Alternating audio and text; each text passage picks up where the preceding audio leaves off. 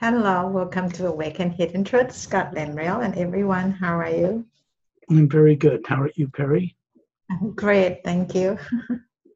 We were talking a bit ago before I started recording this next journey of ours, this radio show, about some things that are going into some very, very lofty, rarefied territories in other dimensions. Particularly when you go across the void known to, and this is not to be insulting towards Buddhist monks. I have respect for them for the discipline they have. But most of them are taught that there's nothing beyond the void that they know of. And from my own experience and exploration with many other beings not from this world, there are many other higher levels above that void. So we were talking about the nature of those things. To go across what is known as the void into the upper reaches. While you're running a body on earth, as a being, as an Atma, as a spherical being running that body, you have to put the physical, astral, causal, mental, and etheric bodies you're running on different planes into the trance state called sleep simultaneously.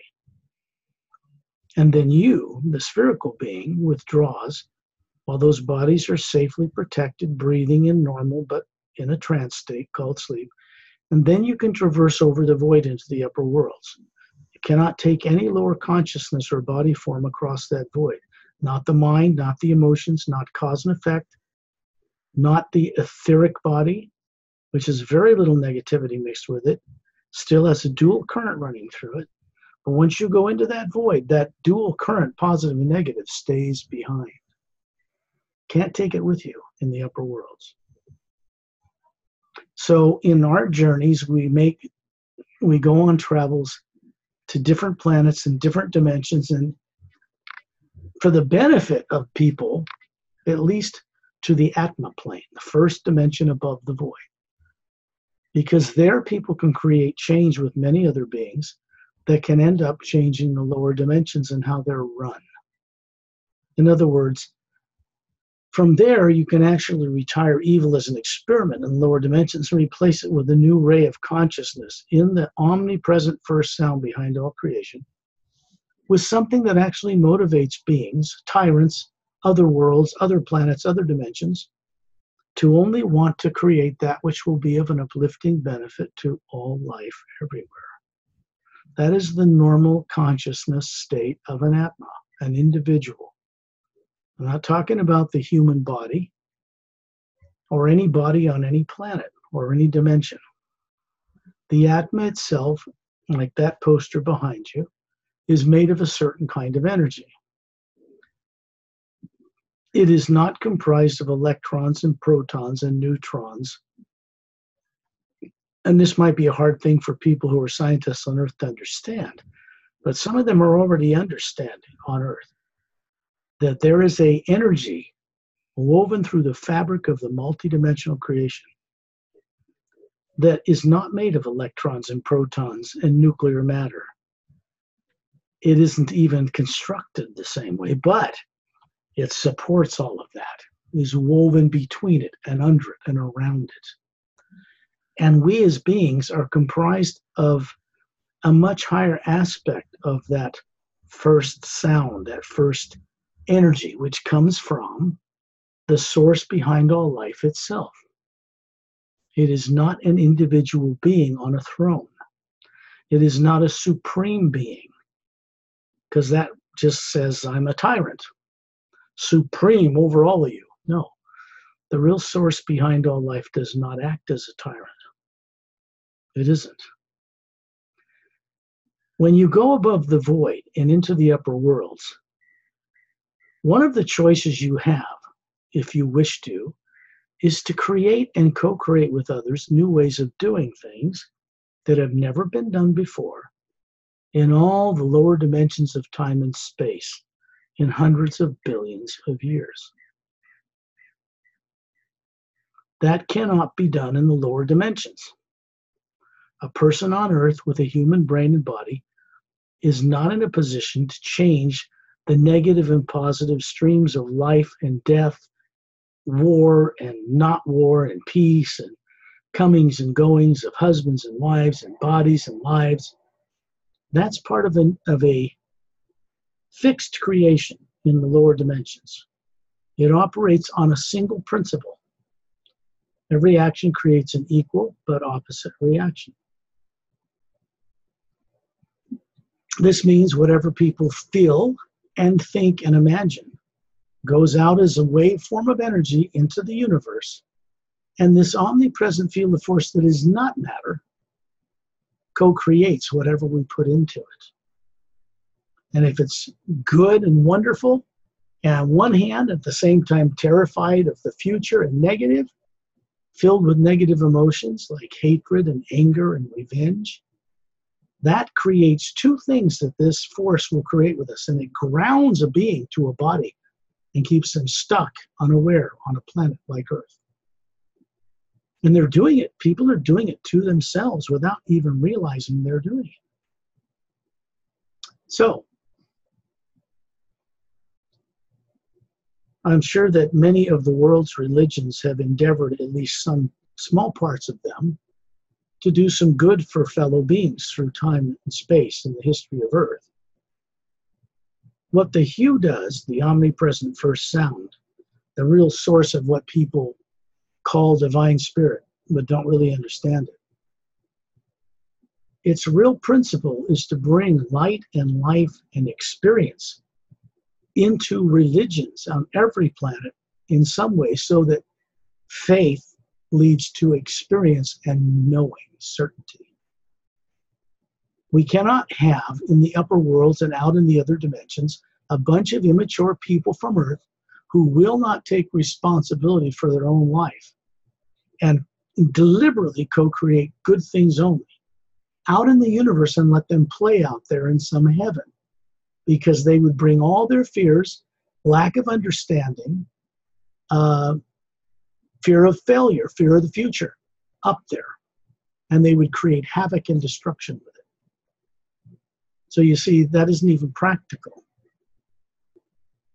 When we work with the hue, it's not to attack or belittle any faith on this earth.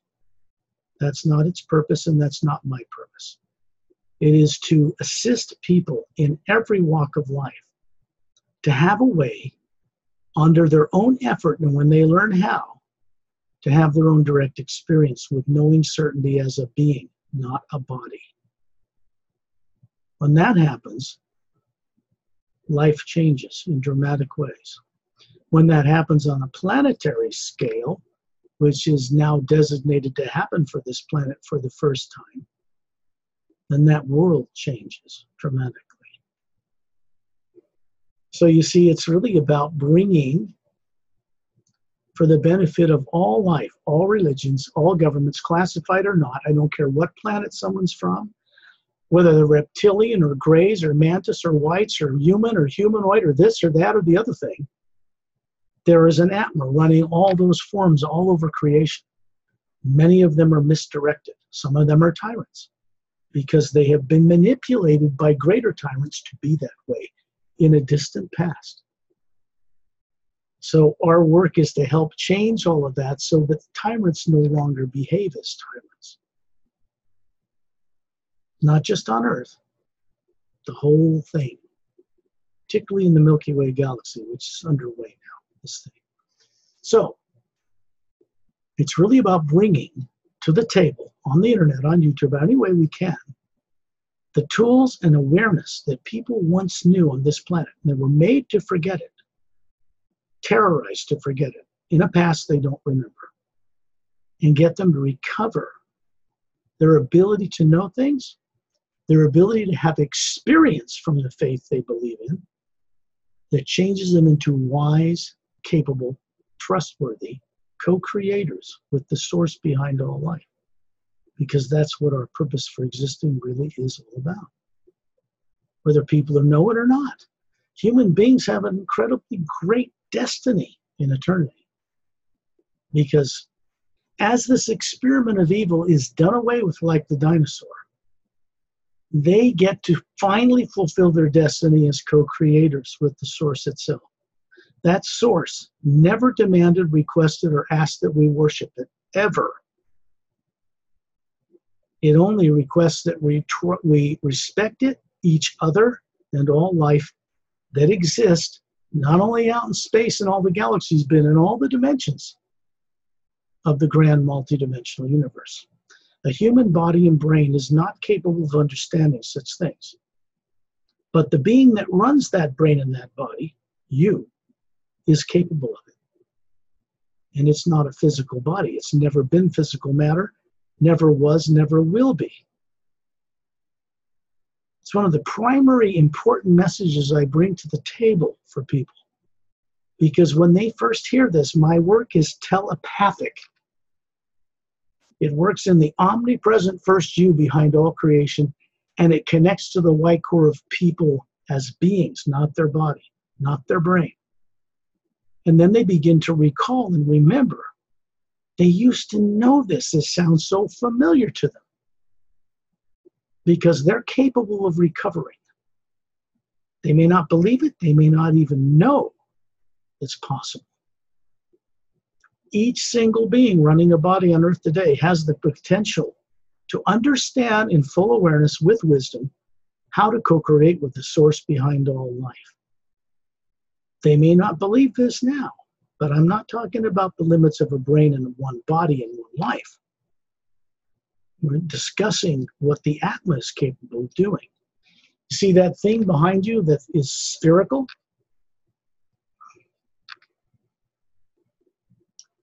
It has a white core like this, like the sun, but it's not atomic or nuclear. It is what powers the nuclear reaction in the sun. It's behind everything. Then there are layers, and each layer has these little teardrop shapes in it that are self-luminous, and they are not nuclear either. And each one of those little teardrops in each color layer has a different higher faculty function. And then it goes from white to yellow to orange to red to green to blue to lavender to violet, like the spectrum of light people can see with physical eyes, but it's not physical light. And there's a golden energy field around it. This is who an individual Atma or soul is. This is what is in the image of the source behind all life, not this. This is just a higher genetic form that was developed by wonderful beings so that Atmas like that could run bodies like this and have the experience of being at any dimensional level and having the feeling and the sense and the taste and the smell and pressure and feeling waves and seeing motion and learning and contributing to each plane, ultimately with the purpose of finding new ways to create things that have never existed before. So, when you begin to share deliberately hidden truth, because it was deliberately hidden, and not just on Earth, people begin to recover. Because even though they don't know it, they have the ability to recover. No matter what was done to it, what bodies were tortured, how many times they died, the Atma itself has always had an innate ability to have command over any form of negative emotion, any negative thought, negative beings in or out of bodies on every dimension, or the misuse of advanced extraterrestrial technology in any form. Each Atma has this capability, but it doesn't believe it, doubts everything, in fear of the future. To co-create with this omnipresent hue, this white light with a golden essence that is in what people call the black void of space. It's only black because physical human eyes can't see a high enough frequency, so it appears black. But all that blackness you see in photos from NASA of galaxies and planets, it's all black between the stars, is actually a beautiful white light with a golden essence. It supports and maintains everything. And we are comprised of that same energy, but from a much higher level. And we are capable of running forms in different planes at one time as a spherical being. People should wonder why it is planets and suns and moons are round. They aren't like people with 2 legs and arms standing there floating in space and little people walk on the surface. No. They're round because they were made in the image of their creators. Round. When people begin to realize this all over this planet, it will change dramatically in miraculous ways. There's an energy moving through our solar system now and through this planet.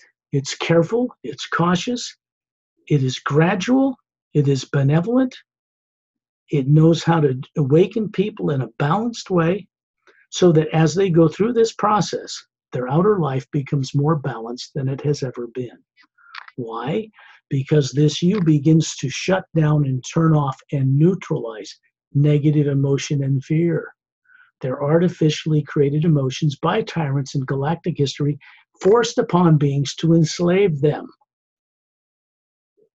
Beings on Earth, being born here and growing up and not knowing who or what they are that isn't the body they grew up with, and not remember what they knew before they were forced to be here, is what this is all about. Deliberately hidden truth. So, when anybody in any faith or belief system on this planet begins to work with the first sound behind all creation, call it the purest form of divine spirit, if you wish. But it operates in a way that people do not understand. Prayer into it. Well, look at prayer as a form of imagination. They imagine what they're praying about, this or that or the other thing. One thing that we are not able to do through prayer is force our will on other people through a prayer to make them like we think they should be. That's a form of black magic. It's just negative. When people pray or work with imagination for the good of all life, including themselves, in an unbiased way, this energy will co-create with us in more dynamic ways and bring about results we cannot create on our own. But we have to work in the right way with it. If you bring fear to it and terror of the future, all you're doing is asking to create fear and terror for you in the future, along with all the good you want. The two neutralize. They're opposing forces. And they will ground the energy of creative energy of a being to get free into this earth. And they remain stuck here. The correct utilization of the gift of seeing into the multidimensional universe as the atma, the white core of the being that we really are, not the brain. That's what's running a human body. And it can see into the multidimensional universe and create with that omnipresent force it lives in and moves and has its being. New ways of doing things for the good of all life, not just life on planet Earth, not just your own family, not your own neighbors, not your own country or government. It doesn't work effectively that way. We need to work with it so that our energies change on Earth to work for the greatest good of all life, on all the planets, in all the dimensions, because that's what we're destined to do.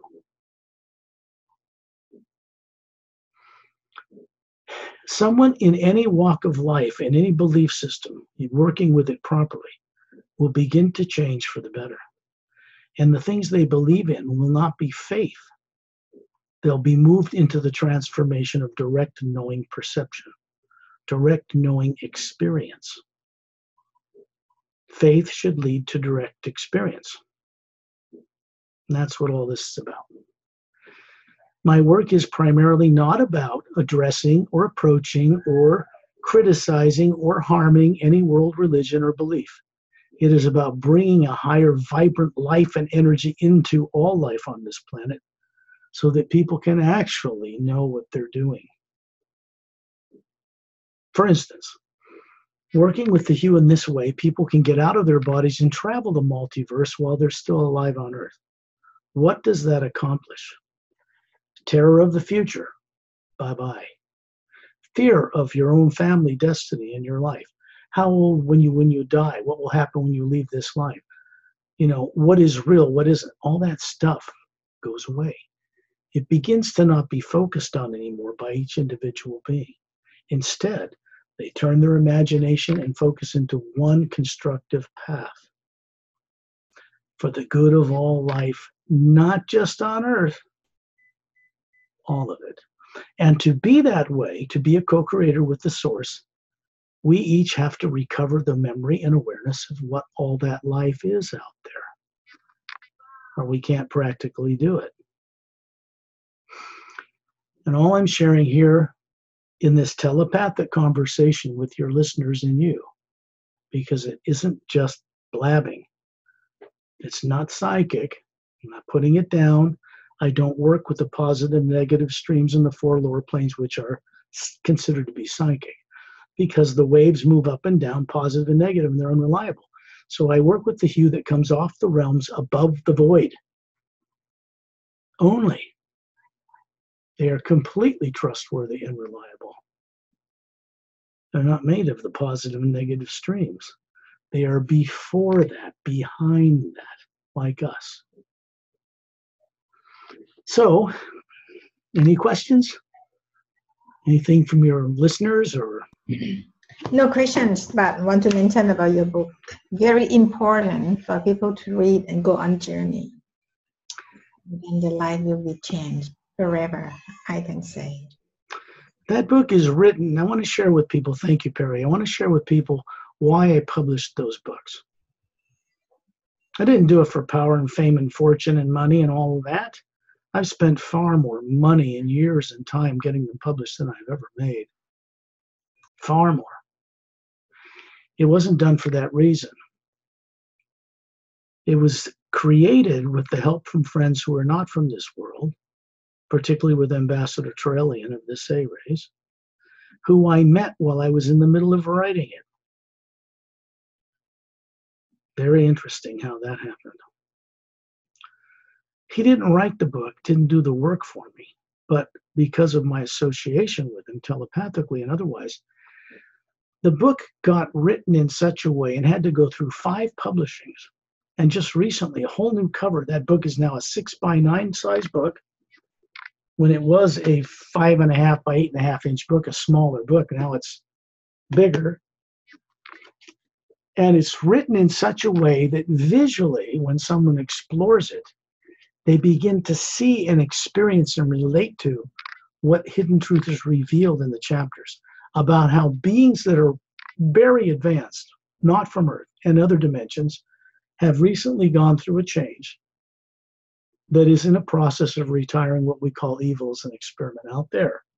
And that's going to affect this Earth in ways that cannot be reversed by anyone in a good way. In the back of the book is a whole very extensive special techniques section. I'll show you what it looks like. And it's written like this.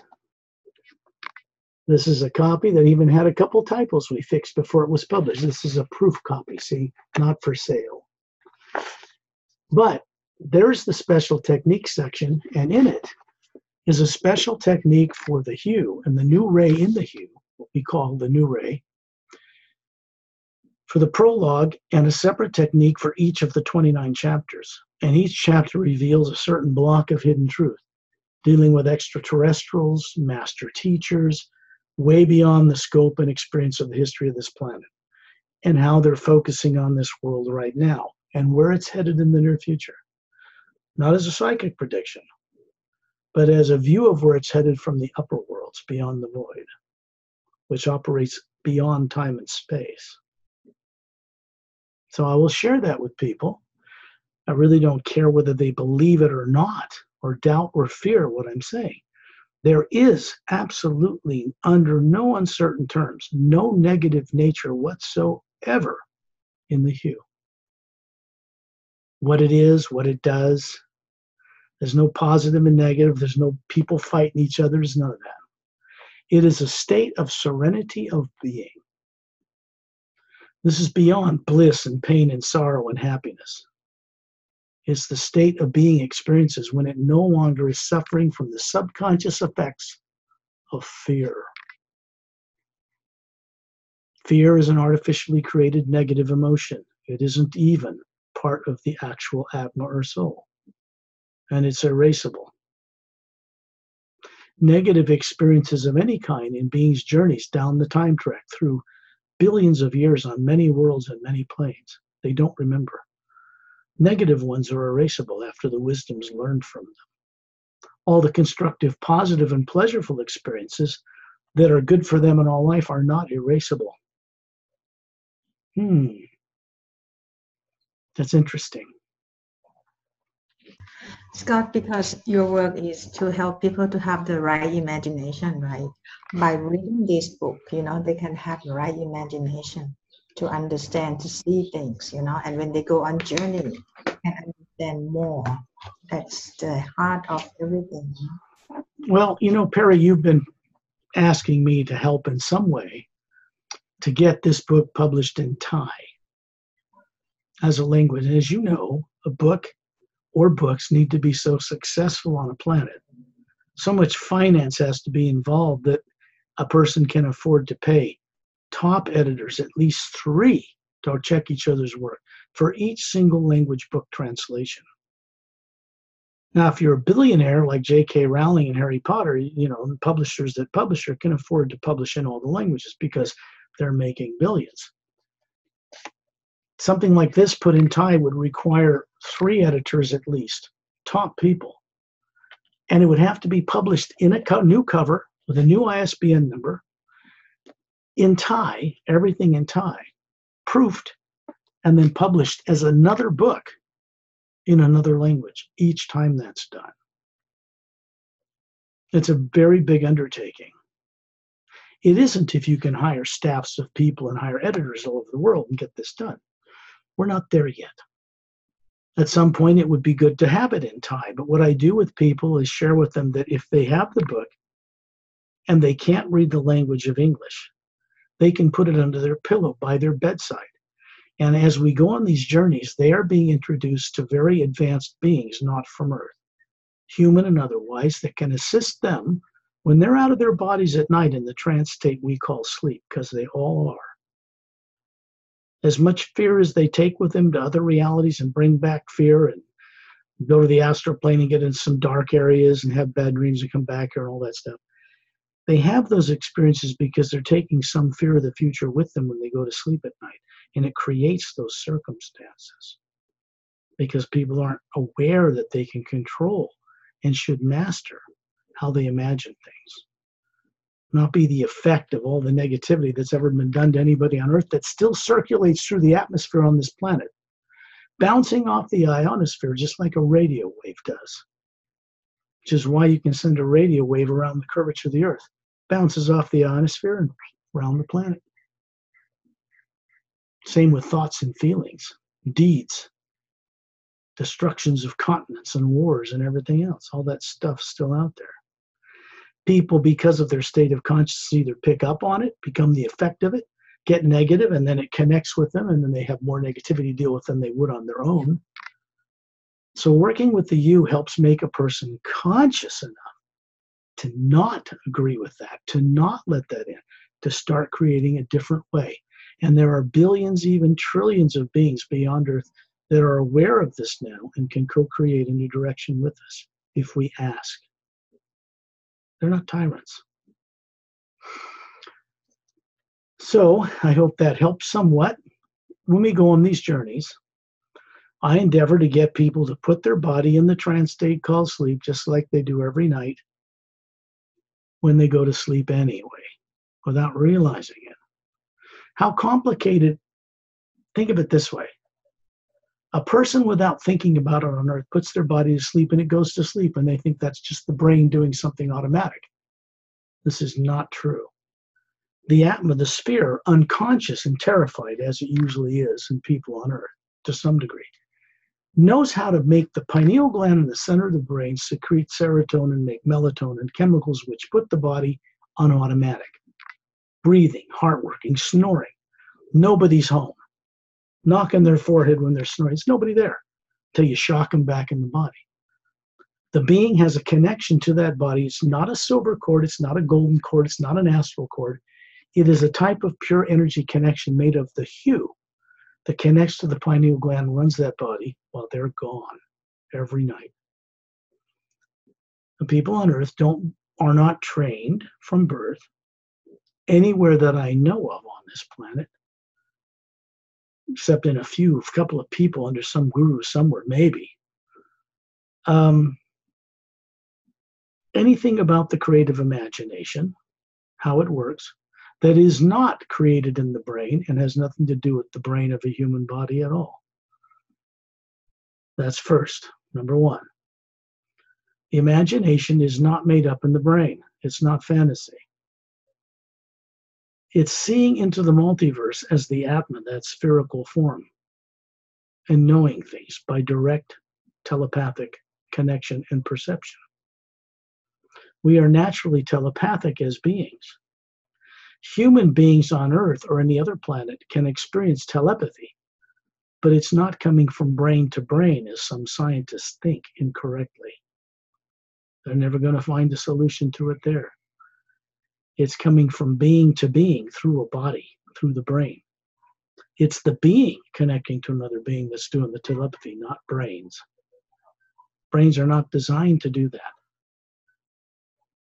There's no motion picture camera in a human brain or a movie projector screen upon which you can visualize a hummingbird when you close your eyes, or the beach you went to last week, or a waterfall, or another planet, or anything else. The brain can't do that. It's not its purpose. You don't yet quite know that on Earth, planet Earth. Its purpose is to see. The Atma's purpose is to see through forms that it takes on a responsibility of running for a time, like a human body, and bodies on other planes it doesn't even remember it has that it's running, like the astral remote where all matter is moved through in motion. Next one up. Every single Atma that came from the source, before the time and space on the lower dimensions were even created, much of what used to be the source up there, a good half of it anyway or more, is in the lower dimensions running forms, and many of them don't remember who they are, where they came from, what they really are. The original idea was to create the lower dimensions of time and space, run a dual current through them to create opposites for a cause and effect, have beings run higher genetic forms that were developed so they could run their higher faculties through that nervous system, which has been shut down in human beings on Earth genetically and passed on for generations. Now all that's reversible too. Beings get in bodies on Earth, they try to push buttons. They're used to pushing buttons through the pineal gland. Certain genomes on the DNA are like switches, they're shut off, and they don't work like they expect them to. They get frustrated and grow up, and pretty soon they give up and just acquiesce to a belief system someone's taught them from the outside, asking them to believe something blindly without any experience, saying that this is the will of the source. It isn't. It's the will of tyrants, pretending to be the source out there. The more people realize that, the more they become centered in their being, grounded in their own gravitational field, and they begin to operate with the faculties of the higher worlds. There are no tyrants anywhere in the lower dimensions that have any power to affect, control, or manipulate someone operating in that state as an Atma. This is just words for people. But when they experience it for themselves, it becomes knowing. It's a leap beyond faith. For me, faith is a great place to start, but a terrible place to end up.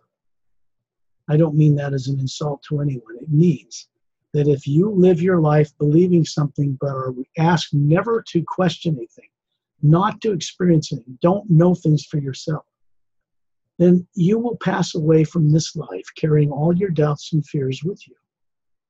They go with you when you leave this body. Therefore, it is better for people to know what it is that they are and how to get in and out of that body and traverse and understand what's out in the multiverse before their body dies, because the fear of death is gone for good. Fear of the unknown is gone for good. A person then knows where they're going and what they're going to do before the body is dropped. changes everything. Every single being living on Earth today has the ability, under the right conditions, to go through this kind of transformation to recover who they are.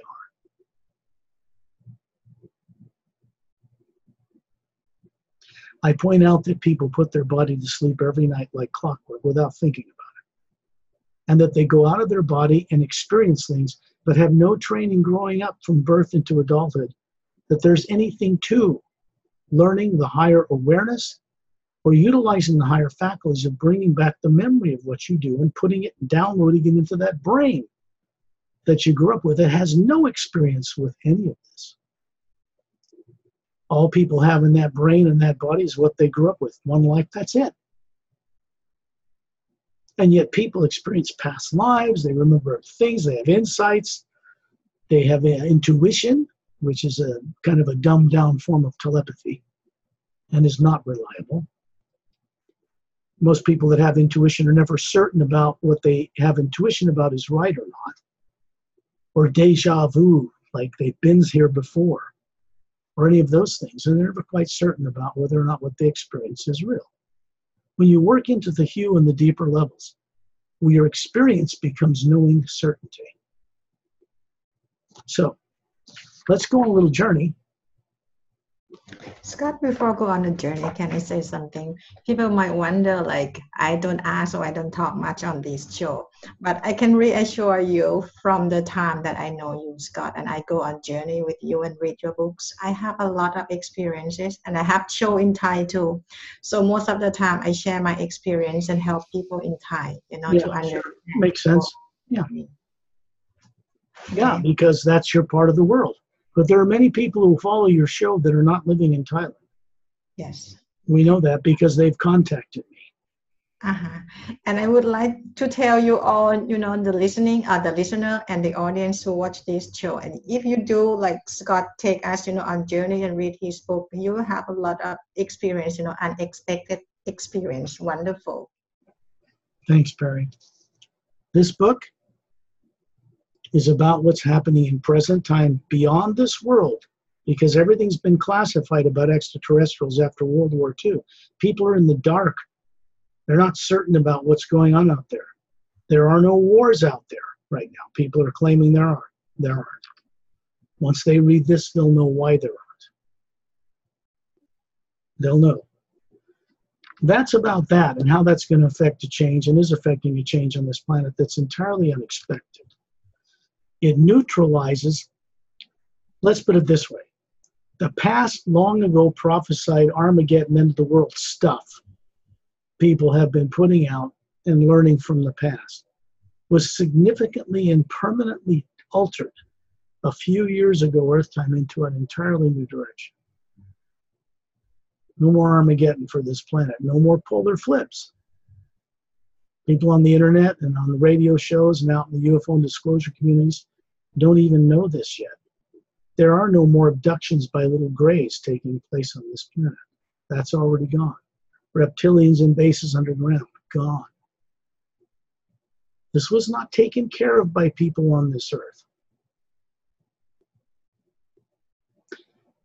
When people get more in present time with the disclosure community, and this includes government and classified people, then real disclosure can happen here. Those people, as well as the mass of people here, need to understand collectively that something is changing out there.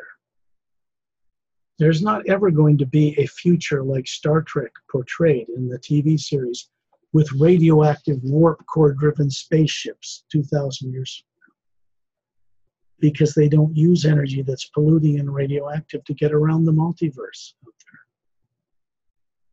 It's outlawed. Earth is not going to bring that kind of technology out there. It's going to be quarantined into our solar system because it's destructive, and it is quarantined right now. This book, The Emerald Doorway, as you can see, there's the picture on the front cover where this comes from that Pari has. There's a ship, a scout craft 30 feet across. This is the captain of that ship. This is a romantic interest, Melina. This is a master teacher. He's carrying a a quartz crystal staff, glowing gold, that has a cross with an oval hole within it. It's called an ankh. It's a device. This is a little creature named Etta, who is a silica-based drone creature from another planet. He has natural anti-gravity abilities. His tail glows like crystal opal in bright sunlight. And he's a very advanced, loving, kind being.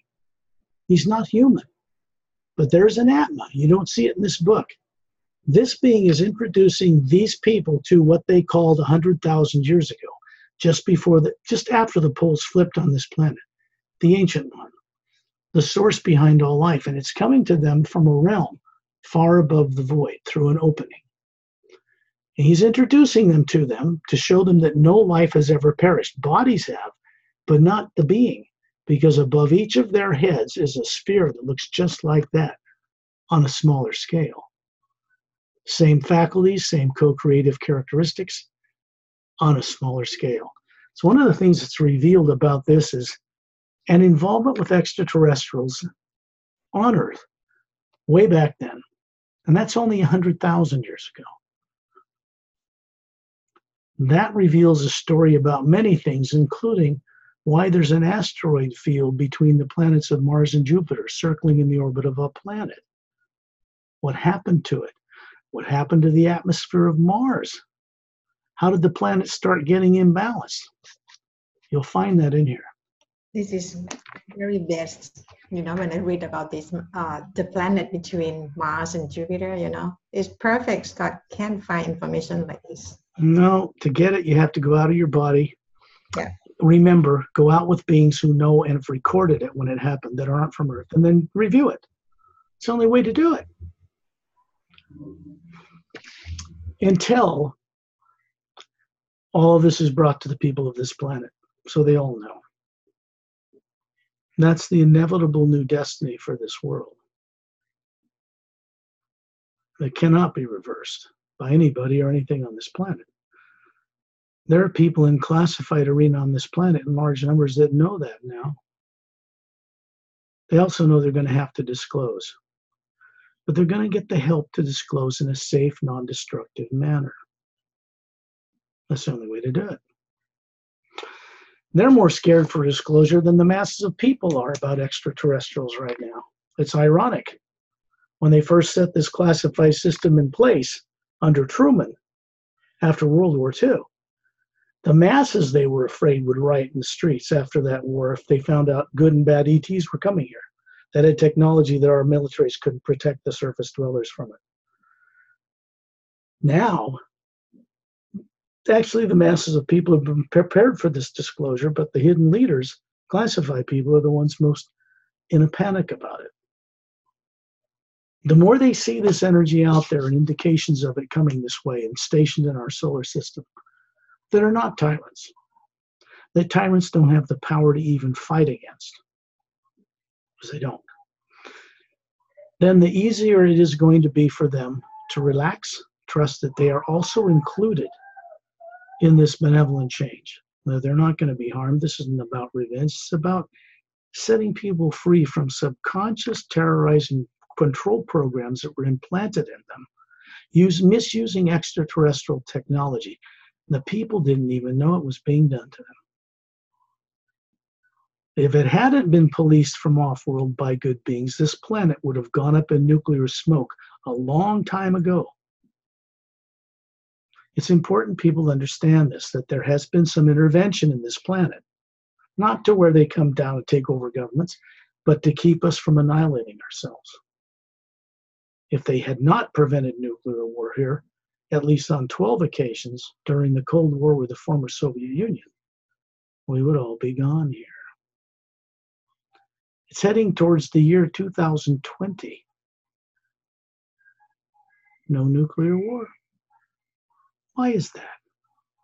Do people really think that 35 countries that could have a nuclear capability or a bomb could have the discipline not to use them on this planet the way they are? So what prevents their use? I'll leave that for people to explore and find out for themselves, because it's very liberating to live a life on this world and not be in fear of anything, especially the future. So I want to help people in this way. There's only one thing people really need to ever give up on any world, in any lifetime, on any planet, and that is fear. Because fear is an artificially created, subconsciously implanted, negative, misdirecting control program. And it is erasable. When that is done, the higher faculties turn on that have been suppressed. It's kind of like, if you ever find out who you were and what you knew before you were born on Earth, we will eat you alive again kind of program. That part of it is fictitious because the elements and forces out there that could do that at one time are no longer capable of doing that. People on Earth are left with this programming, this fear subconsciously. So the problem isn't about good or bad ETs coming here. That's already been handled. It's about correcting what was done to people here. They don't even know was done to them. That's what this work is about. Okay. I would ask that people sit in a chair or lay down, get comfortable. Heck, you do it every night anyway when you go to sleep. It's no different. Except that because there is a guide involved and many others I work with on these journeys, you will be made aware and stay conscious, hearing my voice and seeing what I'm describing for yourself. When you're out of your body and that body's in the trance state called sleep, then you can go out consciously with me on these journeys and remember a great deal about the nature of the multidimensional creation, the vast numbers of life and life forms that are out there, kind and wondrous. And you can begin to understand and discover the balance of being able to bring back those experiences and download them into a brain and body that never had them growing up here. That is what we call enlightenment. The human being becomes more expansive and open, not open-minded, I would say, consciously expanded to perceive and understand things the brain and body on its own by itself cannot do. The human being, the Atma, the spherical form that runs that body, can. Imagine someone you love and respect. You're grateful that they are in your life. It could be a person, place, or thing. I say this every time, not out of habit. I do it as if it's the first time I've ever done it. New, in the present moment, in eternity, right now. I don't take things for granted. Beings I know that work in the multiverse don't take things for granted. They create in the moment and always consciously, not out of habit. Imagine someone you love and respect. You're grateful they're in your life in such a way that it makes you smile inside when you first picture them, whatever that is. Then, in your imagination, just as easy as you imagine a butterfly or a flower or a waterfall or a beach you once stood on, or a forest or the blue sky or anything else, your eyes are closed. This means that the eyes are turned off. And the brain that receives vision from outside is also off, not on. And while your eyes are closed, when I ask you to visualize a beautiful hummingbird hovering a few feet in front of your face, looking at you, the rainbow-colored body, the waterfall in the background, when you begin to see that or feel that, when you do that, you're actually seeing it and feeling it. If you're not taught this growing up on this earth, why should you be confident with this? This is not something anybody's ever shared with any of you in this way before. This I know. I didn't come to this planet to debate or compete with anyone. I'm not here for the baubles of this planet. I'm here as kind of like an emissary for a great unexpected change.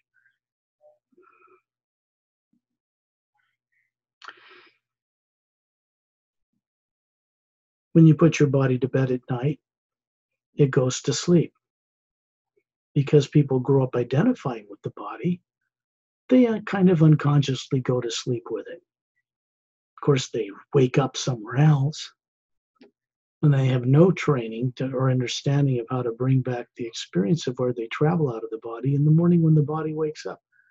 So they most of the time don't remember anything. Not because they're not experiencing it, because they don't have any discipline or training or use of the higher faculties to condition the human brain and body to accept expanded states of awareness.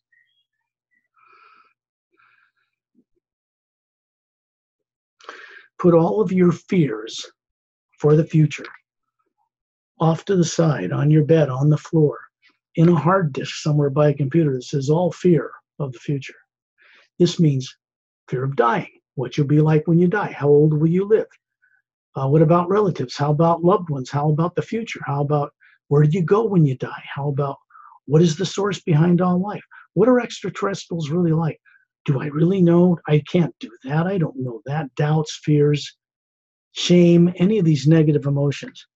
For just now, for this trip, put them aside, because you will not be able to take them with you on this journey. They will stay on Earth with your body in the trance state called sleep, perfectly protected and safe. Breathing, heart working, blood working, everything's fine.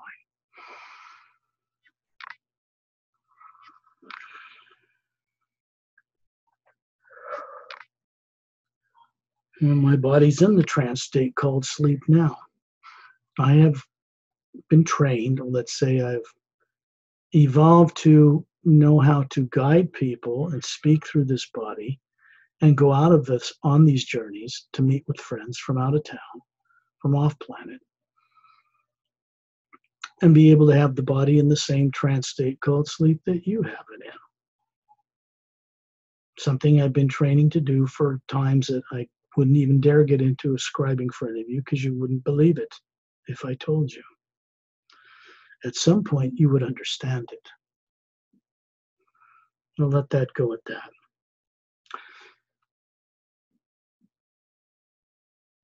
I'm going to send out the primordial first sound behind all creation. It is the first half of the word human. Hue man, hue woman. Hue animal, you plant, you planet. All this energy of the hue supports and sustains the grand multidimensional creation and everything and everyone in it. The Atma, you and I, and everyone else, running bodies on different planes and different dimensions, were all at the beginning before the lower worlds were ever constructed. Why? Because the Atma is not made of any material thing. It is not atoms and protons and electrons and neutrons and all of that stuff. It is the energy behind it that runs it and keeps it all in place. We are comprised of a very high form of that energy. And therefore, we were at the beginning, before the experiment of evil was even employed in the lower dimensions. And every one of us are responsible ultimately for it. Bitching about evil will never change it. Fighting with it only perpetuates the circumstances that repeat themselves down the future time track. No, bitching about it will never change it. Accepting responsibility for this as eternal beings, and then doing something about it with vast hosts of beings that are doing something about it, can change it. Now, I will state that telepathically for all of you to hear it. Somewhere in the core of your being, you will know that this is true.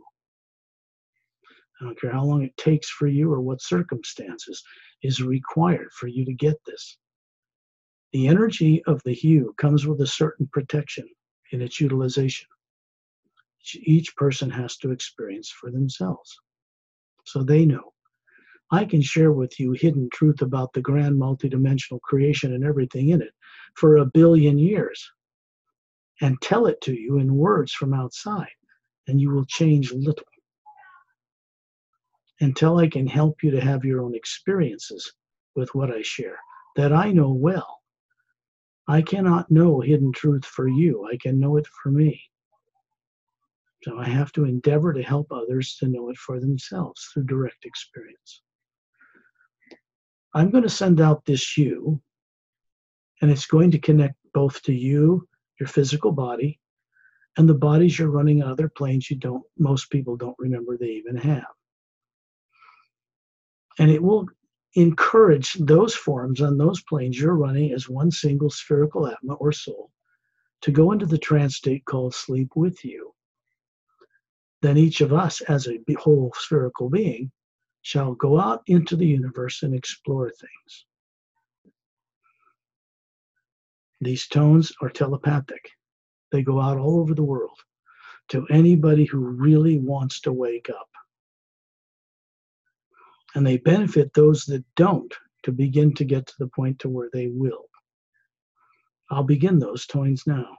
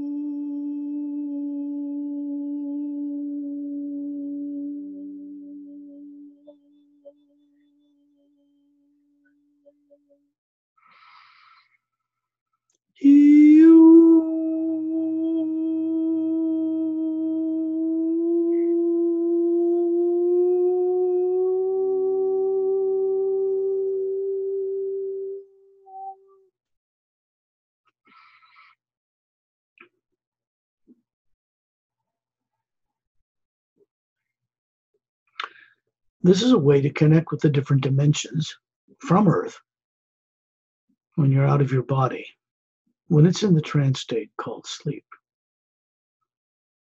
It is a conscious living energy force. It's behind and supporting all matter, all beings, all material things, all dimensions. There are 144 parallel dimensions in the physical universe alone, and then a barrier.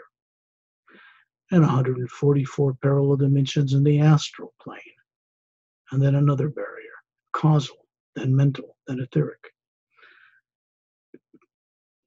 This is where, on fourth plane up from the physical, people get their ability to be intelligent, the mind. It is not the brain. That's a device through which the mind and the body you have living on that plane work.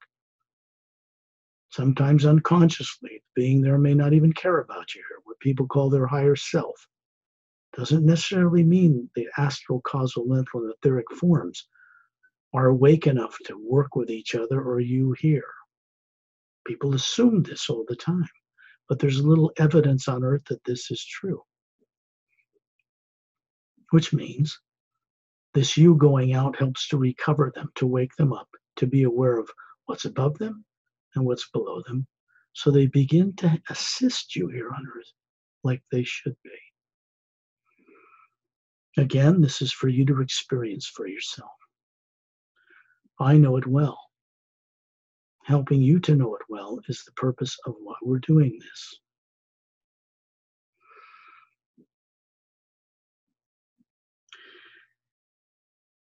It's easy for anyone to daydream. They do it when they're bored in a classroom or at work, and they look out the window and imagine doing something on the weekend while they're working away. The eyes open looking at a paper on a desk or a computer screen is seeing only the desk and the computer screen. The other aspect of you, the real you, is seeing that vacation on the weekend or whatever else it might be choosing to imagine. This is not made up in the gray matter of any brain. People just aren't aware that's what they're doing. When you imagine being out of your body, in orbit, hovering above planet Earth, like a spaceship, in a spherical energy form that is not nuclear, doesn't need to breathe, it doesn't feel heat and cold, and radiation cannot affect it. A nuclear bomb exploding under it could not harm it, because it's not material.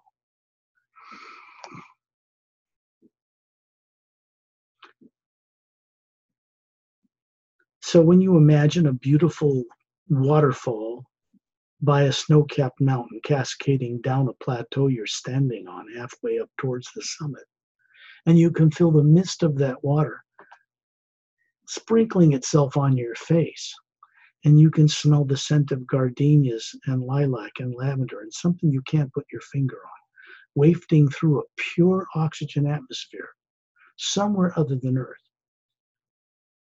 And you feel your bare feet touching moist brown moss. And you look out over the horizon, and in the distance you see a brown path 3 feet wide, straight as an arrow through a tall jungle of trees that ends on an emerald green beach by a blue-green, smooth, glistening, luminous ocean. This you see in your imagination. Writers of science fiction and fantasy, what they call that on Earth, really are looking into the vast nature of the multidimensional creation, past time track, other worlds, and seeing things unconsciously and writing about them. Sometimes they'll get into a trance state while they're writing, so that they have one eye on the paper and one eye closed looking on the inner somewhere else. All things like this come from other realities. People do not make this stuff up in their brain as they incorrectly believe. They're not taught on Earth, so why should they know the difference?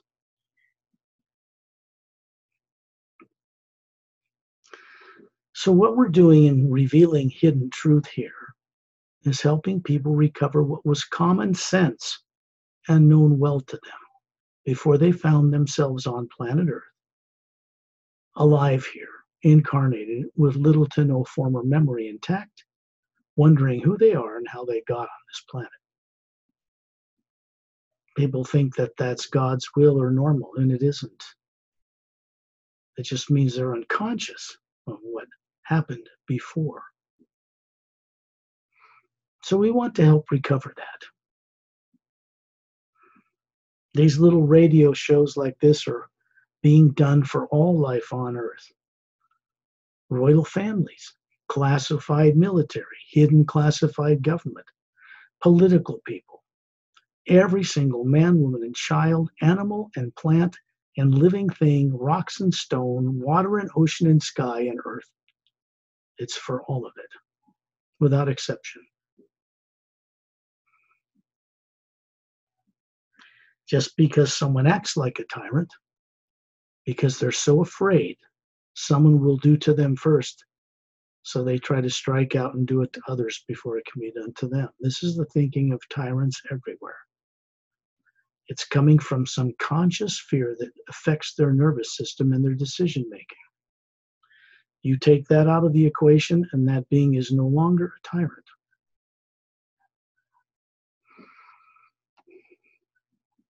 Imagine being above your body, hovering by the ceiling, looking down on that body sitting in a chair or lying on a bed or a couch or whatever, carpet. And you're smiling kindly down on that form that you think and have thought all your life was you. This is a body in the trance state called sleep. You're responsible for it, but you are not it. Be in the atmosphere above your home where you live, looking down on the whole culture of where you are from 5,000 feet. Whether it's night or day, everything around you will appear luminous and bright as the Atma. When you look up, you can see all the stars in space. And you find yourself suddenly hovering as a spherical luminous being, perfectly safe, in serenity of being, above planet Earth with many other beings. Pari, myself, there are master teachers here I know well, who come on these journeys to assist all of you and me and others to recover more of who they are and to help them get into the framework and consciousness of being conscious co-creators with the source itself. That is our destiny. When you look around you, you'll see that Pari and I and you are spherical luminous beings. We look very much alike. But when you look out in front of that spherical form, hovering around a friend of mine in a circle, around this being named Ambassador Turelian of the Se-Rays human race, they are not from Earth. He operates in this journey as a focal point to keep us focused and centered so that we don't go off and get scattered in all the glitter of all the multidimensional universe and learn nothing and accomplish little.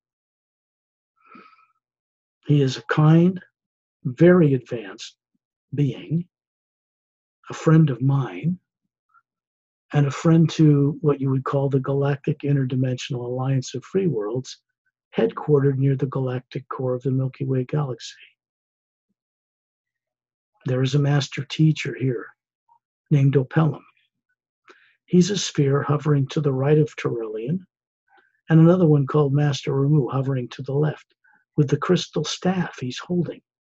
What you're seeing is an energy projection of a physical form, about 36 of each of these beings, ageless, dressed, projected out in front of the Atma that looks just like their real body form somewhere in the universe.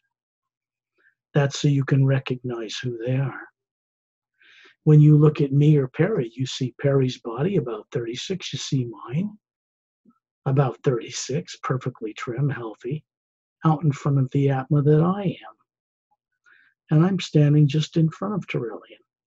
You're going to look behind you and you're going to see 100 visitors going on this journey with us. Men and women hovering in front of Atmas like us that come from the Galactic Alliance. Some of them are master teachers, others scientists, very advanced. They are telepathic, they have photographic memories, they have 4-stranded DNA and the bodies are running, not 2 like people on Earth, and yet they are human. And they are here to join us on this journey to telepathically be of benefit and to offer their service to all of you on this visit. And you will find that 2 of them, a man and woman, will approach each of you out of this 100. And if 1,000 people are on this journey with us, there will be 2,000 of them. And it will expand until everybody's covered. And they will come up to you and you will recognize them as someone or someones you once knew and trust long ago.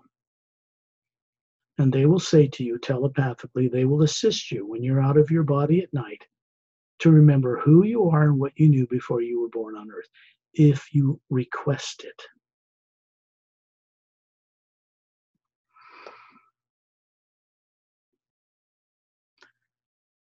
Turelian of the Say rays has a form standing out in front of his, what he is as an Atma, and it's quite tall. It's 18 feet tall. It's human, dressed like a Greek god, long blonde hair, big, beautiful blue eyes, slightly pointed ears like an elf, and he's just giving us 2 thumbs up.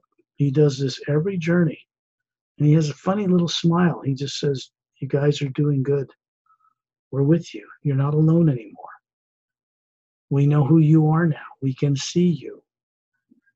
They're not from Earth."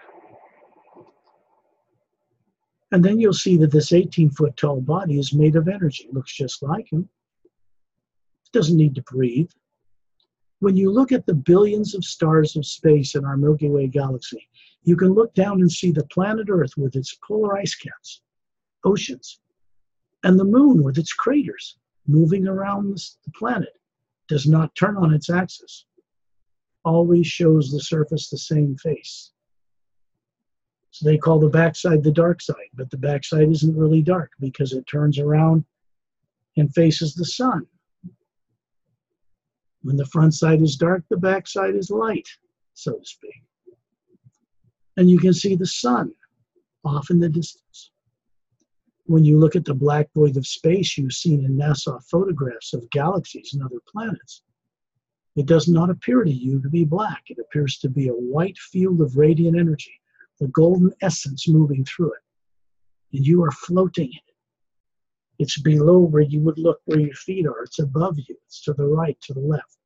It's between the Earth and the moon and the sun and other stars and other galaxies and other higher dimensions. And you can feel a connection to this omnipresent, intelligent force. This is not an atma or an individual soul. It is an omnipresent, intelligent energy in which we live and move and have our beings as individuals. And it goes all the way up through the planes, past the void, into the upper planes, the upper worlds, to the source itself.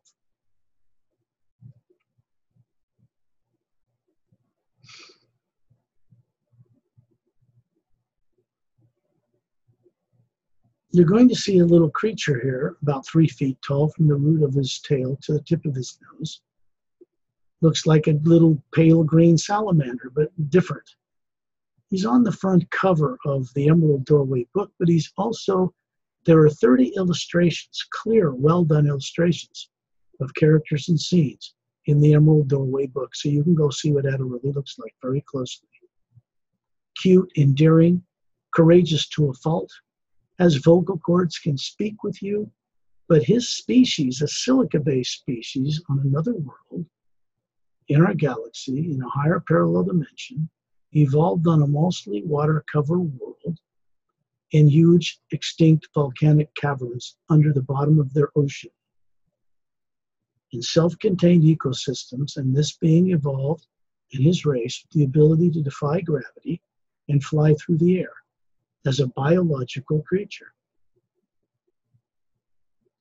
Etta and his people, if they befriended you, would die for you to protect you. They express the highest and best qualities of a loving human being, master teacher, more than people on earth understand. He has a wife and 2 grown kids now,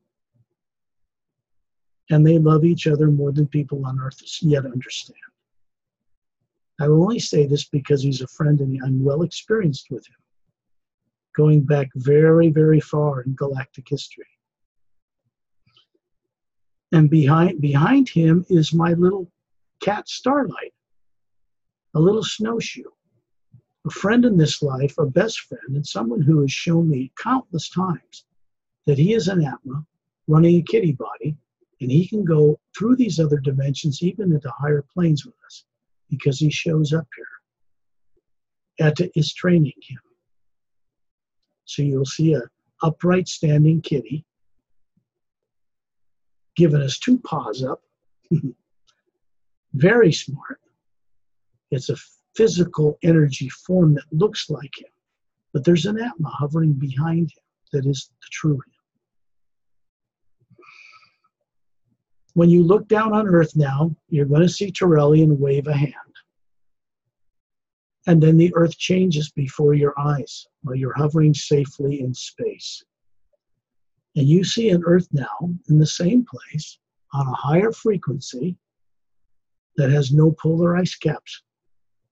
Beautiful blue-green ocean covering the sphere, and one large continent centered over the equator from the left to the right hemisphere. It curls up this way, comes to a point, and goes back down about a third of the way from the top polar area. There's no ice cap.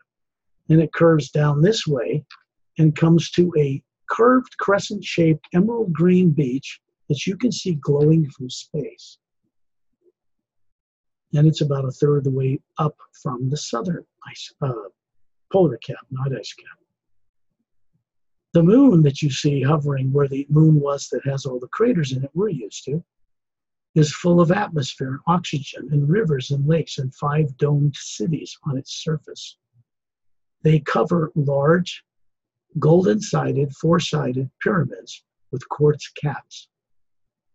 As the moon turns on its axis orbiting the planet Earth, in this reality, you begin to see a large dome city in a mountainous area on the back side as it's coming into view. The continent you're looking at and the one on the other side of the planet, you can see right through the planet. This is the ability the Atma you have. There's another continent 2/3 its size. That continent is still called Lemuria or Mu to this day.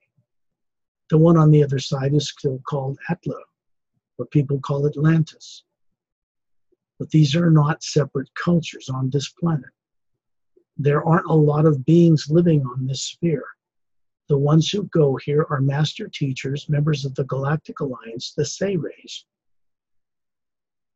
And they have set up a dome city at the base of a single snow-capped mountain. And we're going to go visit it.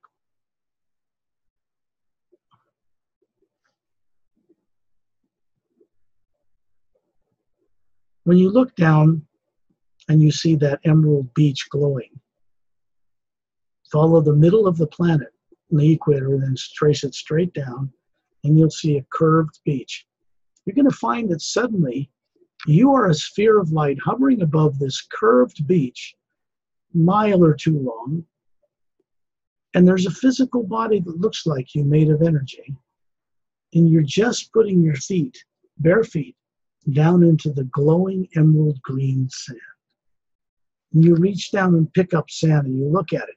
It's made of little tiny, perfectly polished, pure emerald crystals. And they have a light coming from them. And you drop the sand and you look up smiling as this energy moves up your legs through the top of your head and out the top of your head. And when you look up, you see the spherical being you are, the Atma or soul, hovering there, receiving this energy into the white core and sending it out to the green layer in your being, turning on certain teardrops around that sphere, higher faculties of recall and remembering. This is a gift, this energy in the beach. And we're going to go inland a little bit and see where this gift comes from. We have done this before. And then maybe we'll take a little trip to a long, mile-long ship from the Galactic Alliance stationed in the ice rings of Saturn in our solar system as we speak. Out in the ocean, you can see Turellian, the Atma, hovering above him. He's running this 18-foot-tall, godlike being. They have 8-stranded DNA, and we get our DNA for the human bodies we run on Earth from them originally, long ago. This being standing up to his knees in the ocean, smiling kindly, immortalized his body, as did his entire Say-Rays race over 1 billion years ago. They are not from the Milky Way. They are not from Andromeda. They are from a galaxy far away. They were responsible for coming here into Andromeda and others and developing higher genetic forms of bodies with higher nervous systems like human that Atmas could run in the lower dimensions and carry their higher faculties of conscious awareness through those nervous systems. They brought them up to spacefaring capability on many countless of millions of world systems in more than this galaxy, both in the physical, 144 parallel dimensions, and in the astral, next major division up. Populated worlds, provided body forms for Atmos to get into. This was their job. And then they vanished from creation a long time ago. Went into the background, so to speak, to see what everyone would do with it. They were tasked with this particular mission from the source itself long ago. So there he is standing in the ocean, smiling at all of us. And he points inland. So we look, and you see that there are tall jungle trees lining this curved crescent-shaped, half-moon emerald glowing beach. And there's a brown path 3 or 4 feet wide with moist brown moss that extends straight back a mile. And in the distance, you can see a clearing, and there's a circular marble floor, and there's a statue standing on a blue pedestal in the middle of it. The path continues on the other side of the marble floor and winds its way up a mountainside to a plateau near the base of a single snow-capped mountain. And you see a huge, clear dome covering 3 gigantic golden-sided pyramids with quartz caps, a countryside laced with little white roadways, a mountain range, small one, built into the back half of this huge dome for aesthetic beauty for the inhabitants. Up the mountainside, 2/3 the way towards the summit, you can see a waterfall cascading out of a cavern opening, dropping thousands of feet. It is luminous blue-green water. There's a mineral in it that radiates light, and it's dropping down to form a river that winds its way through blue-green forest trees that surround this dome city. It eventually tumbles down the mountain and becomes a river, a wide, sleepy river that winds itself past this white marble floor, a little bit inland from the beach. We're going to move as a group of beings around Tyrellian over the top of the jungle and come to hover above this statue. When you look down, you can see there's 100 feet around of this white marble floor, tall lavender grass, thick as wheat, about 4 feet high, surrounding it. And outside around that, tall weeping willow type trees with blue-green leaves that are luminous and glittering. It's part of the life force in this place. And beyond that, those trees line an embankment of a wide, sleepy river that winds its way to the ocean where that emerald green beach is. A little further on, it dumps into the ocean. You can see that standing on this kind of a square blue stone platform or pedestal is the statue of a quartz crystal, perfectly carved, clear crystal woman. She's 10 feet tall. So if you stood on this white marble floor in your bare feet, she would be a few feet taller than you, of course.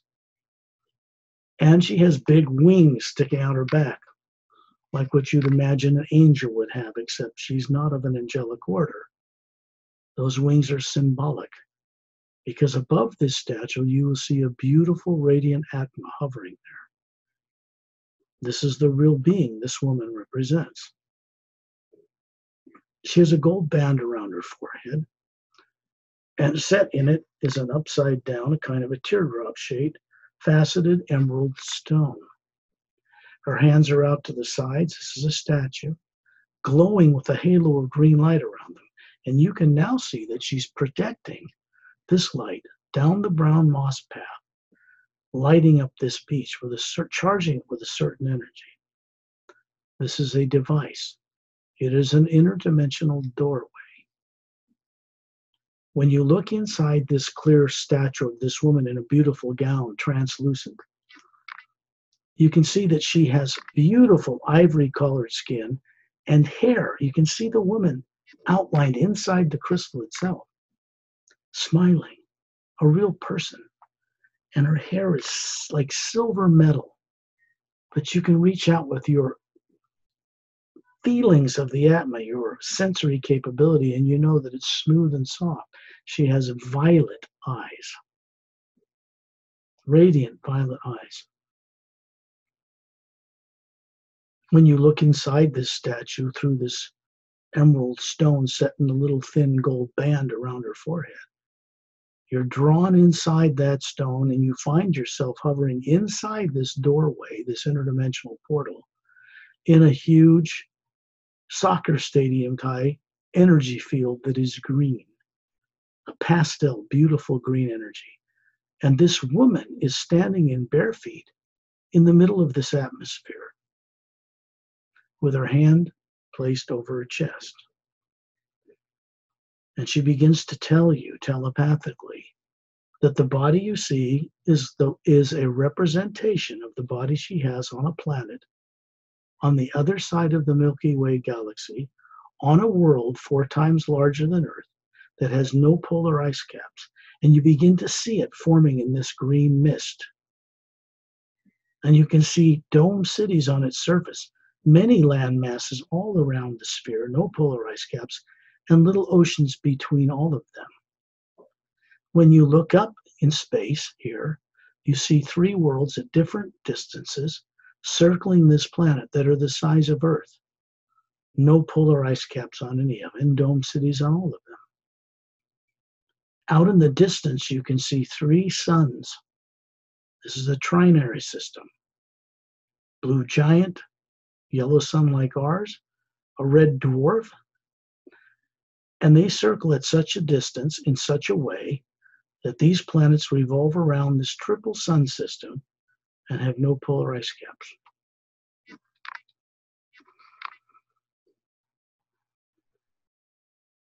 We have gone to that planet before and walked along a stream bed to meet this woman and her mate, who appears before us now in this green mist, a little taller than her, with this long silver hair, ivory-colored skin, violet eyes.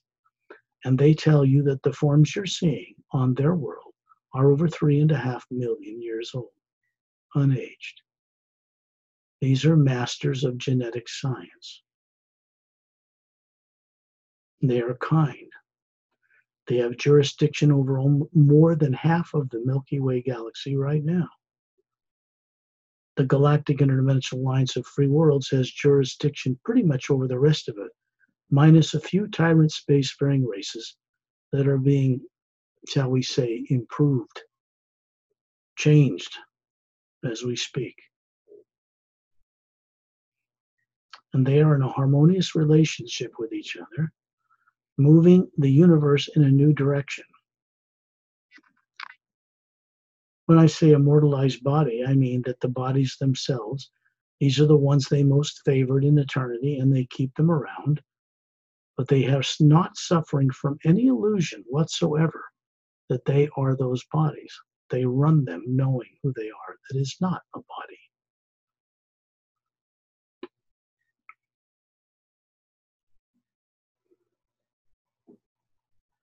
That planet is called Zeolite 1, primary planet for their vast organization of world systems. And they are from the Zeontranomous race, originated in a galaxy 5 galaxies away, in part of a race called Dos Ventalis. They also have the same height and bodies, violet, red, or green eyes, a little different there, silver long hair and ivory skin. They are still in communication with each other across time and space. A little Galactic History 101 does a body good. It does the being better. We're going to find ourselves now hovering again above this angel statue in a circle of spheres of beings, and 100 men and women in the same around us, around Terrellian, myself, Master Ramu, Master Pelham, who is from the Oceanian race, from a planet on the other side of the Milky Way. It's in the 3rd higher molecular time rate parallel dimension of the physical universe. It is a water-covered world with a few small islands centered around the equator, The bottom of their ocean is huge volcanic caverns that emptied out hundreds of millions of years ago. This is where the Dren race evolved. So the Oceanians, who are human with pale blue skin, little pointed ears, not drastic, a little bit more pointed than Earth people, and emerald green eyes and long silken black hair, appears to be 6 feet tall, and he pulls up his hands. Out in space, we can see little webs between his fingers. Lifts his neck, and you can see 3 little slits under his neck. These are gills, actually, of a type, not like a fish. You wouldn't even know they were there unless he lifted his neck. These beings, these humans, have evolved with the ability to breathe underwater or on land. And yet the genetics are so similar, even someone from Earth could mate with them to this day. This goes back in galactic history. The Say-Rays had a lot to do with this. The Say-Rays and Opellum of this Oceanian race, that's what they're called, on this mostly water-covered world, were the founding sponsors of the beginning stages of the galactic interdimensional alliance of free worlds, centered on a governing world system near the core of this galaxy. Near it, not in it.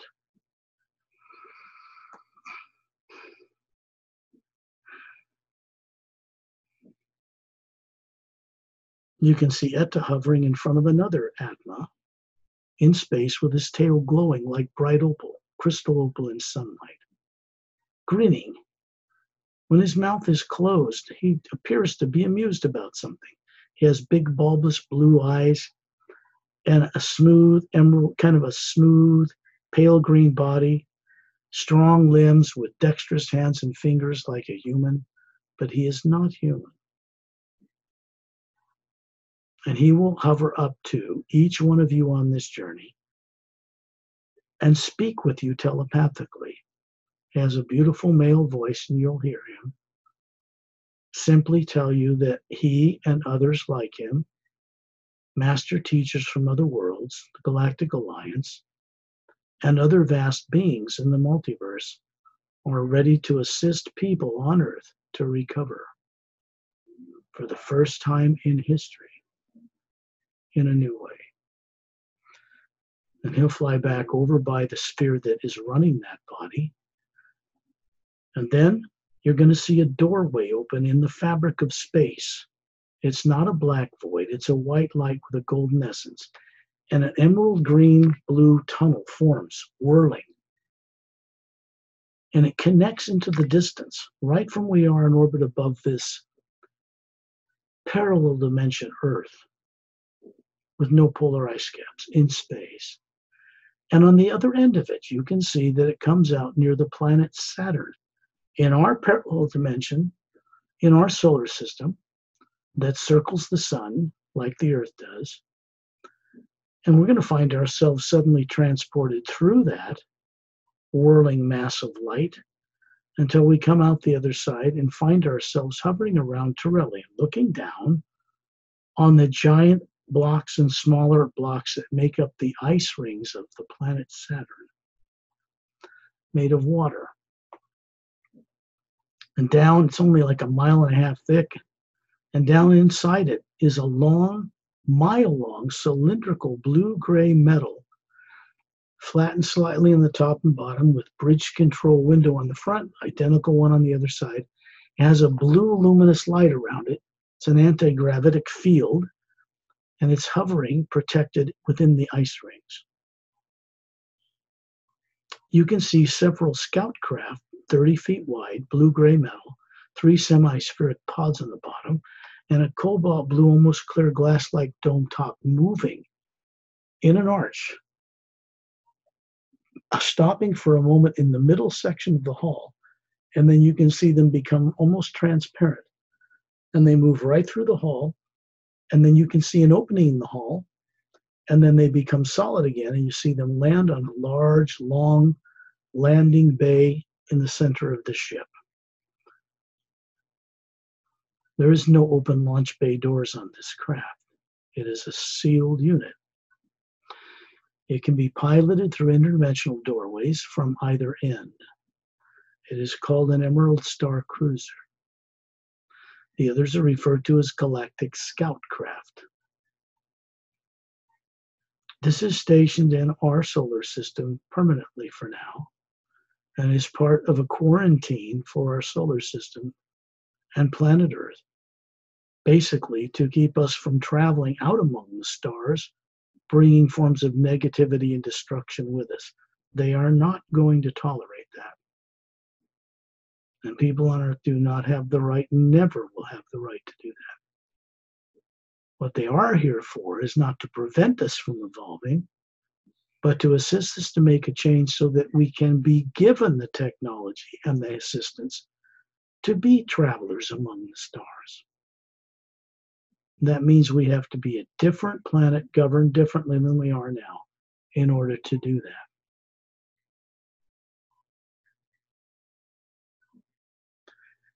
This is a ship, one of the smaller ones, that represents the Galactic Alliance's interests in working with a new energy ray within the omnipresent field of hue that they know about and grow up knowing about on their world systems. Children on their planets grow up being able to leave their bodies from birth. They knew who they are when they were big. And their planetary cultures, the benevolent governments, and their families, parents encourage this. These world systems do not have money and they don't barter. What did he say? Telepathically, you can hear. There is a being called Shantial and Tonatial and Damtiam and Lamtiam that are men and women, husbands and wives, that pilot a number of scout craft in and around our solar system and are stationed here in craft that they keep shifted out of phase. It just means that the electromagnetic field surrounding them is raised a bit in vibration so the craft cannot be seen or detected by radar or bothered in carrying out their missions. They're not tyrants. They're not here to run governments on Earth. They're here to help people make the change so that the world we call Earth can be governed by one benevolent government that has told the people the truth, and then the technology and cures for disease and all of this can be brought to Earth and openly shared. But this world must first go through a few changes, non-destructive changes, to get there. We are not alone in the universe. And when you're hovering in space as an Atma, looking down on this long ship in the ice rings of Saturn, we're going to suddenly find ourselves moving in a line of beings with Turelian at the lead, approaching the central section of this long, mile-long ship. Then we're moving about to the third of the way towards the bridge. And then we pass right through the hall effortlessly because we're not matter. The ship's made of protons and electrons and neutrons at a certain rate of vibration, but we are not. And you'll find yourself hovering as an Atma in a long, oval observation lounge with plush blue carpet and oval windows, 6 feet long, 3 feet high, set in a line along the central section of the hall, and you can see the ice rings of Saturn through them. And then you feel your bare feet touch plush blue carpet, and you can feel it vibrating. And you look up and you see that the Atma is running this energy form that looks like you there so you can have experience in the material nature of this ship. And then a couple sitting at a round blue glass top table get out of 2 egg-shaped white chairs with blue cushions and stand up, over 6 feet tall, their hand over their chest, and greet us. This is the man and woman, mated pair, commanders of this ship. They are from the Galactic Alliance. They are human. They are not from Earth. And they welcome all of us to this Emerald Star Cruiser. This is a big chamber, over 60 feet high, and Turelian is standing there a little bit behind us, smiling, and his Atma hovering above him, who he really is, running this body form. You can see over 600 of the ship's personnel, men and women, different heights, different skin colors, different eye colors, longer ears, shorter ears, humanoid, and some that look almost like, there's one couple there that look like lion people standing upright, bipedal with 2 arms and 2 legs and retractable claws, called pashats. Very kind, powerful warriors, friends of human beings. And there are other races here, bird-like people standing upright on 2 legs that evolved from that species. These are just body forms that were brought to a higher genetic form by the Say race, so beings could experiment with them, get into them, have lives with them, relate with each other, have happiness, explore, create together new ways of doing things. These beings are going to come up to each of the visitors on this journey and introduce themselves, and then they're going to share a piece of wisdom telepathically with all of you. Each one of you on this journey are going to have some familiarity, some vague memory that you used to know these races in one way or another long ago. Kind, benevolent, very highly evolved. All you have to do is say that you're willing or would like to request that they assist you to recover all that was taken from you without your consent before you were compelled to incarnate on earth with little to no memory intact. And if you ask them to do this, they will help you, particularly when you're out of your body. When the body's in the dream state called sleep, you put it in every night. Then you can go out in the hue, be protected from any negative form, any negative misuse of technology or negative beings in or out of bodies. They cannot come near this energy. You're going to have to discover this for yourself. The commanders are telling all of us now that they are going to go on this journey with us somewhere else. And you suddenly see their bodies vanish. There's just 2 orbs, Atmas, hovering above these egg-shaped chairs with the blue cushions. Then all of us are nothing but orbs and our bodies have vanished. We find ourselves collectively hovering above this ship in space above the ice rings of Saturn.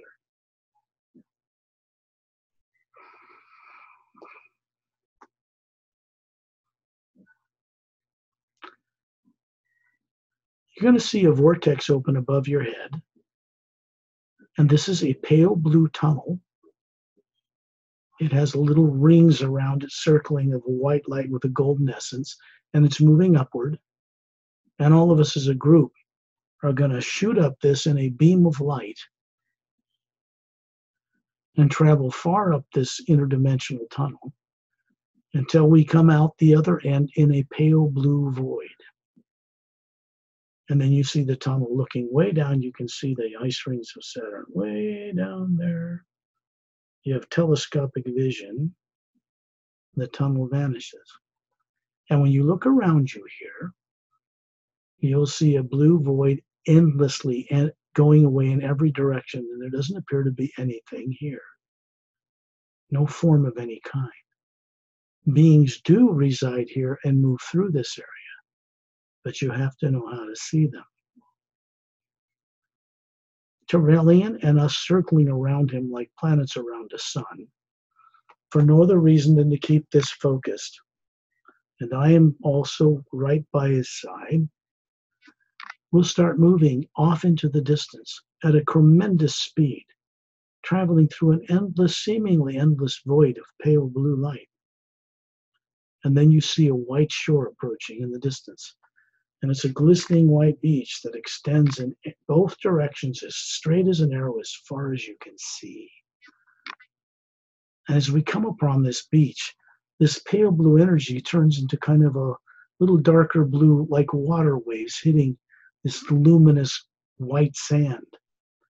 But it's not water.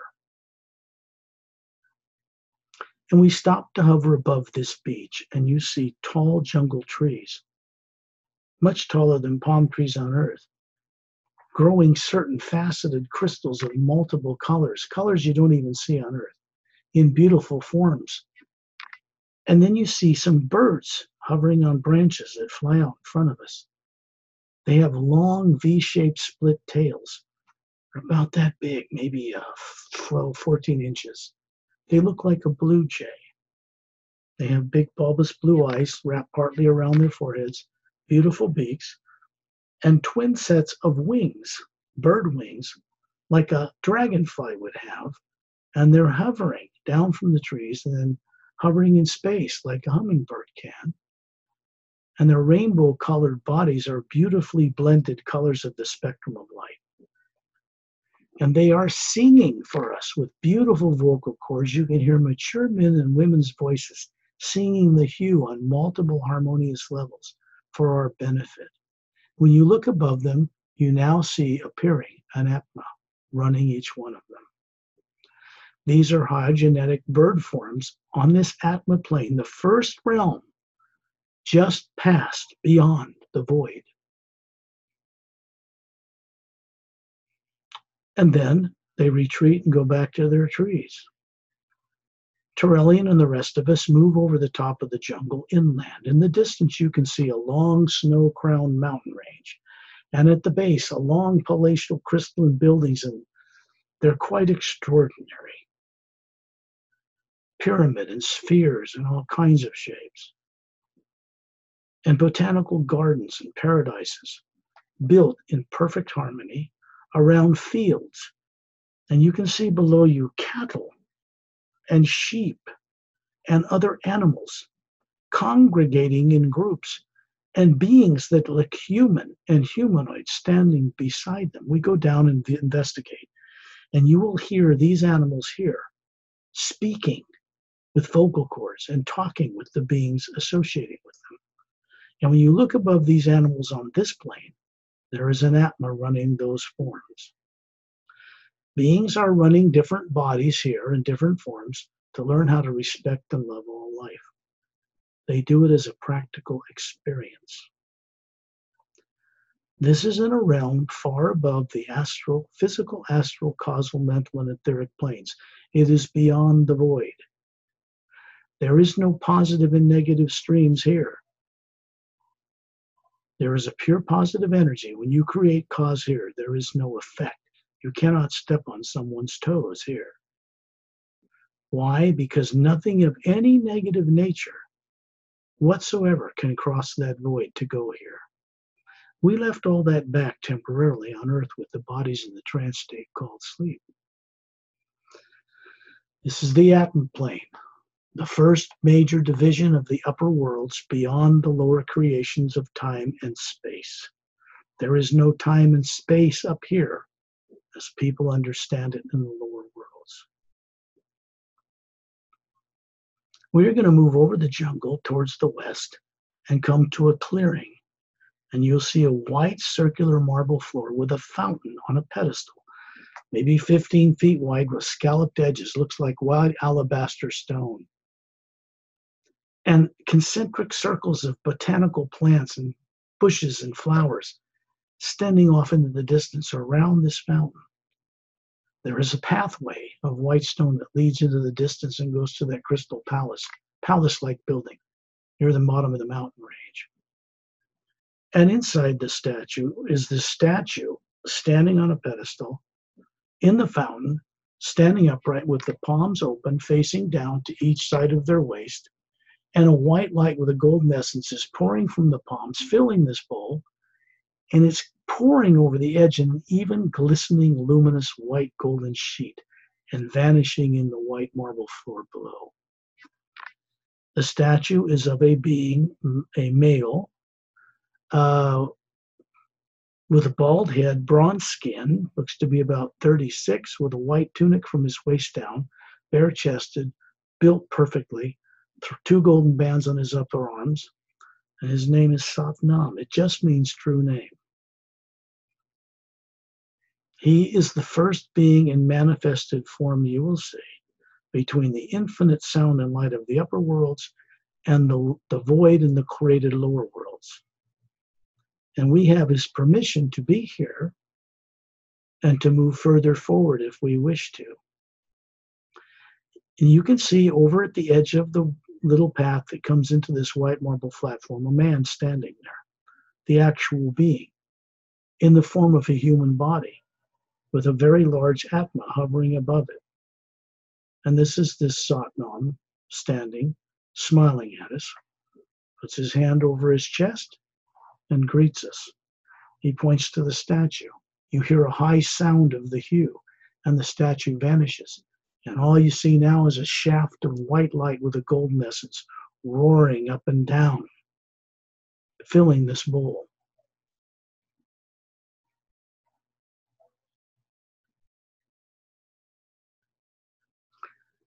There is a plane above here, between the 5th and 6th major divisions above the void, known as the Hue Expansion Ray Academy. It came into creation here for the first time about 7.5 Earth years ago.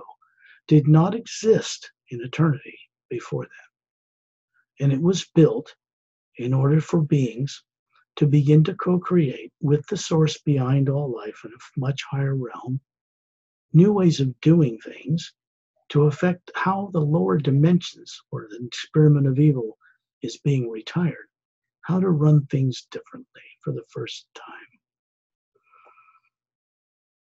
All of us are going to move inside that shaft of light and be shot up at tremendous speed until we're high above the atmosphere of this Satnam realm, this Atma plane. You're going to come out the other end and find yourself hovering above a huge landmass, and that vortex vanishes. When you look around you, you will see we're all here together, including the 100 from the Galactic Alliance, several master teachers, Bellum, Ramu, Etta, my little cat even comes here. His name is Starlight. There's a little kitty body floating in space. It's an energy body, and there's the Atma that runs him. And when you look down, we're hovering above 6 mountain peaks, kind of in a hexagon. It goes down to a lower level, and this is a huge landmass that's in a complete circle.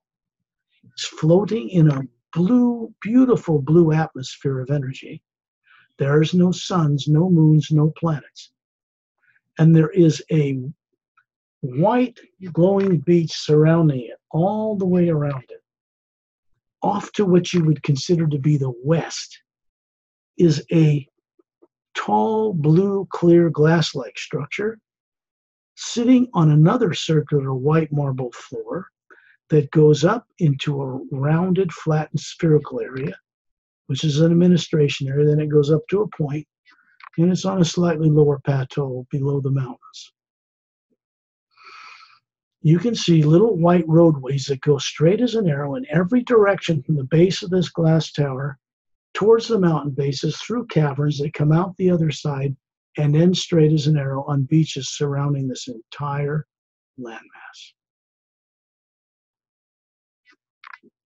Down each white roadway from here, you can see little left and right turns where little roadways go off into clearings. And there are pyramid and spherical beings on tripods and different kinds of nature. And as it goes out towards the west, becomes jungle-type trees or tropical trees surrounding the entire landmass. And there are teaching facilities located in each one of these clearings. For this journey, we will not be going into them.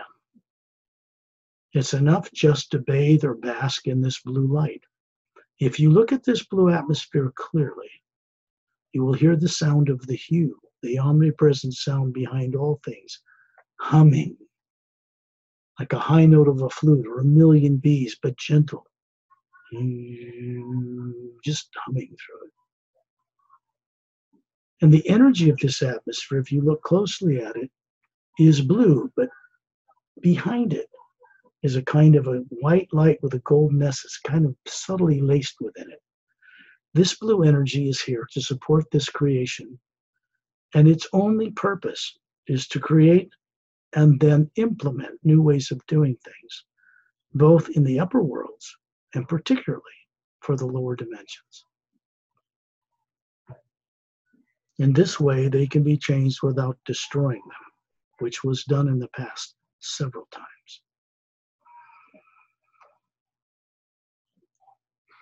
when you look down at these 6 mountain peaks, you see that down at the basin there is a curved bowl down below the 6 snow-capped mountain peaks, and there's an island in the center of it. And there's a beautiful white marble floor and a rectangular blue stone with gold lace through it, and above it looks like a 4-foot wide cobalt transparent sphere of light, cobalt blue. And it's surrounded by a luminous blue-green lake. And we're going to go down and venture to hover above this sphere until you can see Torelli and myself and Pari and others visiting whatever this is. You can see a shaft of white light with a golden essence coming down into the sphere. And when you look in the sphere, you can see it continues down through the planes and goes off in different directions. It goes down to the fountain in Satnam's realm just below here and fills it, and then goes down through the void, down into the lower planes to maintain and support the creation. And as you look into this sphere, you suddenly find yourself and all the rest of us going down at a tremendous speed in a beam of light until we come to stop and hover in space above the parallel dimension where Lemuria is, on a planet Earth in a higher parallel dimension, the third one, still called Lemuria. And down at the base of that snow-capped mountain on that continent is a domed city. In it, beings from the Galactic Alliance and master teachers from creation, the Seres and others, maintain this realm. Nothing of any negative nature is entered this planet Earth or this moon. And it's been there for a very long time. Beings can come back and forth from there in special ways to help bring about a transformation for the so backward planet of subconsciously misdirected human beings. And this planet and this moon that has life on it are serving as a prototype for how the world we live on now and that moon with craters on it shall become. Then you suddenly see the Earth as you normally see it, with polar ice caps, and the moon with all of its craters circling around the Earth. Then you're going to see this 100 beings hovering around us from the Galactic Alliance, many of them scientists and master teachers, put their hand over their chest and vanish. The beings, the spheres, gone. And then you're going to find yourself suddenly hovering above your body by the ceiling, wherever you are, or outside, looking down, smiling kindly on that body that's in the trance state called sleep. You're going to hear the sound of the hue humming through your being.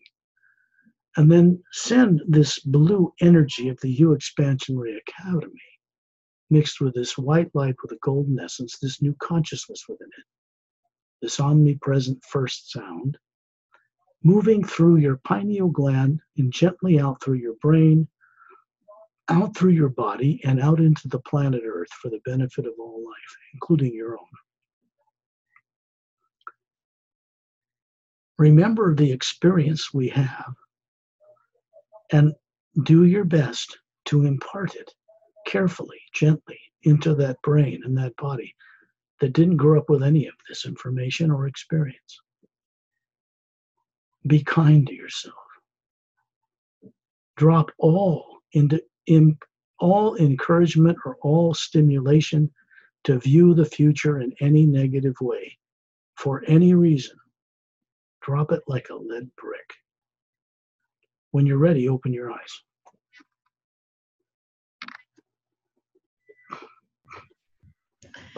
We went on many places, no visit. People are going to have, anybody on this journey is going to remember something. Some people have doubt and fear about it, but they're also going to know way down deep that there's something very familiar about all this. It's not frightening. It's not threatening. It's not harmful. It's uplifting, energizing. It creates a state called serenity of being, which means the state you operate in when there's no fear involved about anything. So I will leave all of your radio show people for us. And with that, Pari, is there anything you would like to add or ask or say at this point? No, it was wonderful trip, a wonderful journey. Just get on journey, everybody. It's a lot of fun. And we might as well do it. I mean, you might as well find out what it's like out there while you're alive. Not be afraid of death and all that. There's no such thing. There's not a single atom that can be destroyed even by a hydrogen bomb. No one has ever perished in the history of the multidimensional creation. Bodies, yes. Planets, too. But not the beings who run bodies, which is who we really are. This is a good point, Scott, because people still don't know after death where they're going. You know, if they get used to the journey like this, so they know where to go. Well, yeah, I mean, if you get out like this enough and it becomes confident and familiar to you after a while, which it will, then that fear is gone for good. Correct. Okay. Well, then, I will wish everybody pleasant dreams and safe journeys until next time. How do you title this again, your show? For the people? Awaken Hidden Truth. Awaken Hidden Truth, right. Thanks, Okay, thank you so much. See you next time. See you next time. Thanks for your courage to do it. Bye. Bye.